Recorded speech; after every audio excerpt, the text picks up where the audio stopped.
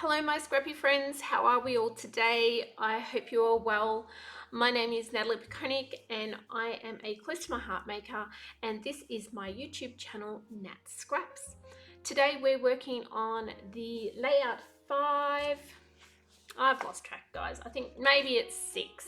Layout 6 using the crisp air scrapbooking kit, and I'd love you guys to stick around and see what we create today. Those that are regular on this channel will know we don't use the instructions, we just get stuck in and start to create. And what you see around my desk is the chaos that is the crisp air scrapbooking kit, half completed. We are probably halfway through the layouts that I created with this kit. I have lots of little bits and offcuts left there, and what I am starting with is things that are jumping out to me that are sitting around my desk.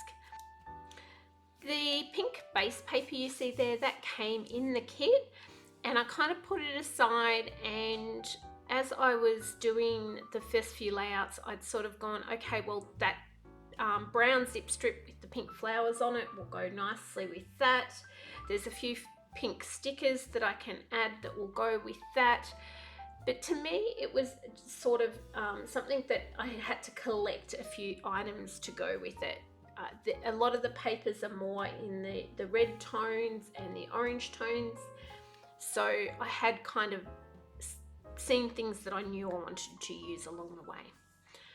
I'm layering lots of pieces up. You've seen I did originally have that on the orange side, that top piece of cardstock, and I flipped that over, and that's I'm just slowly adding layers to this, so it ends up being quite a layered layout in the end. I'm having a look at this pink base and knowing I'm wanting to cut it down and giving it a border. So I've brought that in, realised I'm not quite happy with the black, so I'm going to bring in a piece of the, help me out here girls, I think it might be the mocha.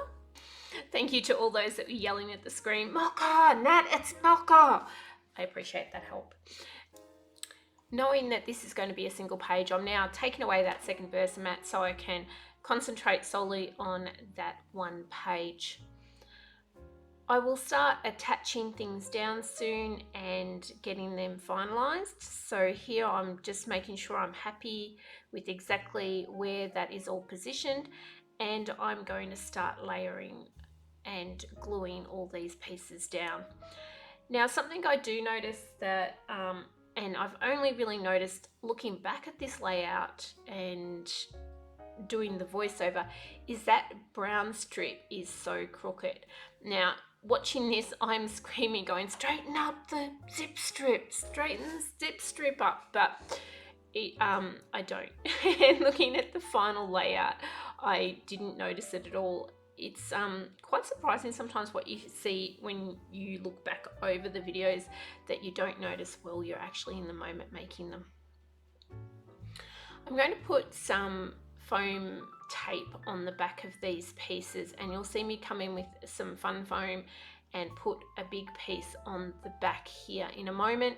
Now I tried starting off with this double layered and glue that down, and that doesn't quite work. It's a little bit too high when I go to put my other embellishments on. So here you see the 2 layers. So I end up taking that second layer of fun foam off and just having the one there. So I'm going to adhere that, and you'll have noticed on the end of the zip strip I put a bit of foam tape, and at the top as well, so those pieces weren't coming off the top of that layer and then falling flat onto the layout. Here I'm just adding the second bit of foam tape so that it's at an even level, which doesn't really work because I end up taking one layer off. And that's all gluey and messy, by the way, and I do make a huge mess with that piece of foam tape, and it gets moved around my bench several times before the layout is actually complete.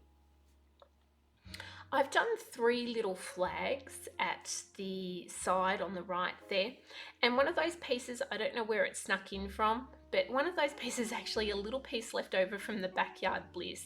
And those people that have watched that Backyard Bliss series will know that I hoarded that little bit of pink patented paper for quite a while in the Backyard Bliss, and I had just a little bit left over at the end of the series.